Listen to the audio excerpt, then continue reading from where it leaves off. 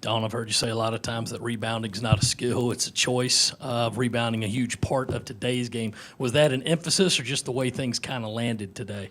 I mean, it's always an emphasis. We knew that we did have a height advantage, but there are a scrappy team in which they give 2, 3, 4 efforts. So I didn't know how that will even a playing field for them. But if we were locked in to box out and go get rebounds, I thought the advantage would go to us in that department. Dawn, with conference play coming up, you guys get a little bit of a break now, and then you jump right into conference. Did you get everything you wanted out of this couple-month stretch before the SEC?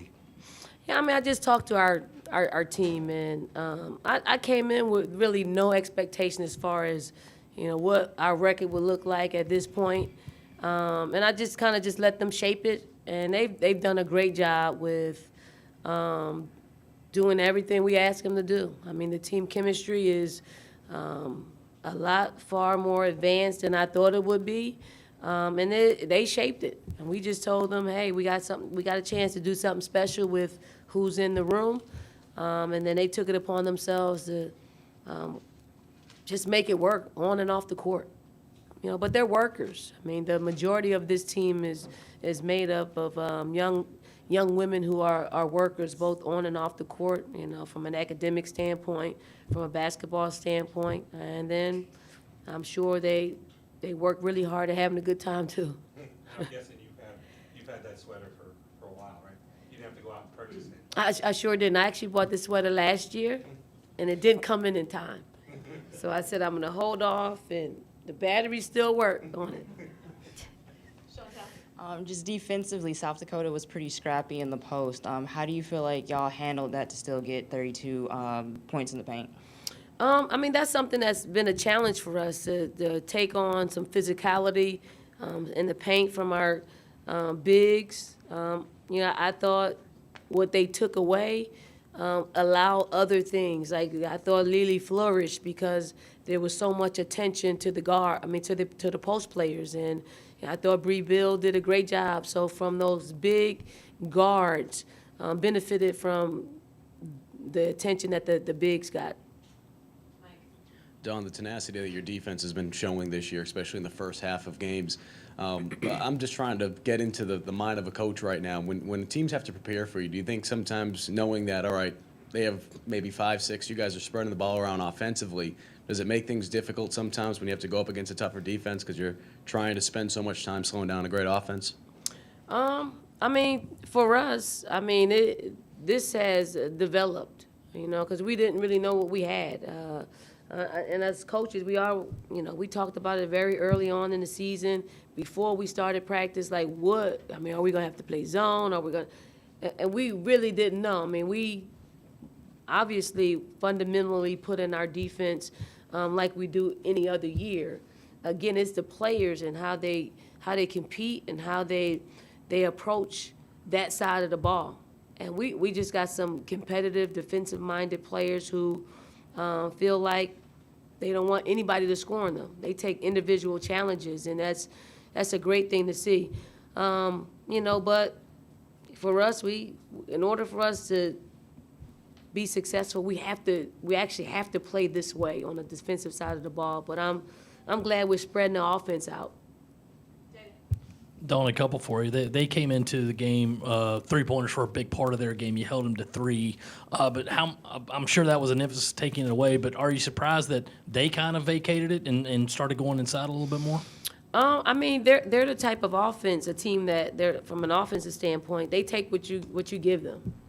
I thought just our overall speed, we sped them up a little bit. We just tried to get in their space and take away their 3. So, I think the logical choice would be try to two us, and we were there. I thought because of our pressure, some of the shots that they normally make, they didn't make because of whether they were thinking about us or whether we were rushing them.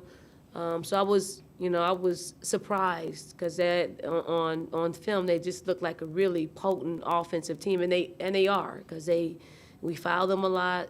We took away the 3, but they got some good good shots off, contested shots. So, but I was just happy for our team to be able to play this type of game right before the break, because usually they got one step here and one step at home, but they locked in and played.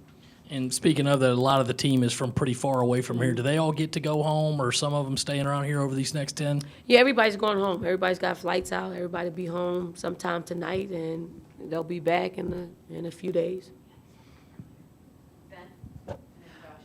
I guess what was kind of the approach to defending and going to defending number 24, and how do you kind of grade your girls' performance on that front? Well, I mean, she starts the game as one of their bigs, and we knew that she would be an instant mismatch, for Kiki or Victoria in L.A. So we started our guard on her, Bree. We gave Bree the challenge of stopping her or just slow her down, and then depending on how well she played her, we would bring Lilly in. So we didn't really have to put a post player on her because they did such a great job. We just wanted to slow her down, deny her the ball as much as possible, just make it really hard for her to have just open looks. And I thought we accomplished that, and it took all our effort, and she still scored 20 points. So she's that good. Dawn, I have two for you. First of all, do you plan on drawing up more plays where Ty gets a look from 71 feet? Is that a good look for her? It's weird. I'm thinking when it was 1.5 seconds, I'm like, we should just get the ball in. And then when Ty got it, and she threw the ball down the other end, I'm like, her shooting percentage is going to go down, right? And then I saw it go in. I was like, oh well, why was I thinking that way? You got to think more positively. For you as a point guard, would you have dribbled the clock out or taken the shot? I probably would have just, went into the half, just caught it and went into the half. I probably would not have taken the shot unless I was hitting from some kind of way. But I think your team had 3 close to buzzer beaters tonight. What does that do for you on the other end? If you're, how debilitating would that have been, as a coach of the other team? Does that do? And what does that say about your team that you're not giving up until the final whistle? I mean, it says a lot, but I think about buzzer beaters. I mean, I think Ty hit a buzzer beater at the end of the third quarter against Arkansas. I thought it was going to put us over the top, but we end up losing that basketball game. But, this team is locked in. They're going to play each second of the game, and I think it just trickles down from Ty to Kiki and on down to our younger players. So I think this team is just super competitive. Okay, so Lilly over the past 3 games, she's been phenomenal. Was there a conversation that you had with her, or is there something else that she's been working on extra in practice to make her play at this level that you maybe alluded to at the beginning of the season? I mean, Lilly is just gaining more and more experience playing the guard position. I think she's, sometimes when you change position, it takes a little while to get acclimated to the speed of it, the decision making, where you fit in with, because Lilly's probably, when she's on the floor, the 5th option. So, and she's probably thinking that, but now, now that she's playing so well, we got to run stuff for her. We ran, our guard post-ups for her almost 4 or 5 times tonight because she had a mismatch, and she's got it going on. I think with her, it's just she's settling in. And kudos to her because, being a junior, we're starting 3 other freshmen. She probably felt like early on that it was her time, but I'm like, Lee, how do you feel about it? She's like, I'm all right. I said, did you want to start? She was like, no, not really. But coming off the bench is perfect position for her, perfect role for her, because she changes the complexion of the game defensively. Now she's changing the complexion offensively, and you want to see a player grow in that way. And I'm truly happy for Lilly because she's worked extremely hard to get to this point.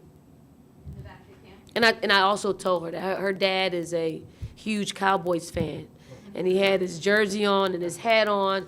And I said, how many times your dad wore that outfit? She said, oh, he's got a couple of jerseys and a couple of hats. No, how many times, just in general? She said, a lot. I said, this is the first time I've worn this sweater right? And it's the first time you probably got your career high. You had a great game, so the sweater gets credit for that, for our great play. Coach, this one's a little bit more big picture, but with this being the last game of the decade for this program, have you had a chance to maybe reflect on what the last 10 years have meant for this team and for this university? I really haven't.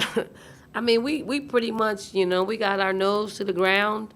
But now that you mentioned it,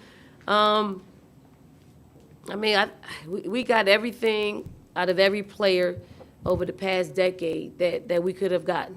I mean, every ounce of everything on both sides of the basketball, from a community standpoint, just ingraining ourselves into the community. And, I mean, this has blossomed into a tremendous marriage for all of us. When they kind of start the game in zone, first of all, what did you kind of see? It seemed like there were a few miscommunications there, and then what kind of opportunity is that for a team like yours to kind of hit the offensive glass, and does the tension sort of, when they come out in zone, really quickly turn to kind of getting those boards? Well, whether they were in zone or sagging man, they were going to be in either of the two. We knew they weren't going to get out and pressure us. The boards was something that we keyed all preparation. We wanted to play fast. We wanted to get up and down the floor and play fast to see if we can get some easy buckets before they set up their zone or their sagging man. And I thought Ty did a great job at pushing tempo. She's been doing a great job the last couple of games. Whether people scoring us or not, we're getting the ball out, we're getting down the floor, and we're looking to put people back on their heels and get some easy buckets in transition. So that's what we tried to do. And then if we had to set up, we did try to go inside, but they were real physical with us, and we just didn't hold our position and play through contact too well, just from our post standpoint. But our guards did a great job posting up and getting some easy buckets. Don, you mentioned your girls will be flying back, going home for the next couple days. Obviously, you guys had finals and that little layoff, but what's the message, especially to the younger players who haven't had this kind of experience in terms of, all right, you're going to have a little break right now, but when we come back, January 2nd, it's right into conference play. I mean, it's hard. I mean, I tell them to enjoy themselves.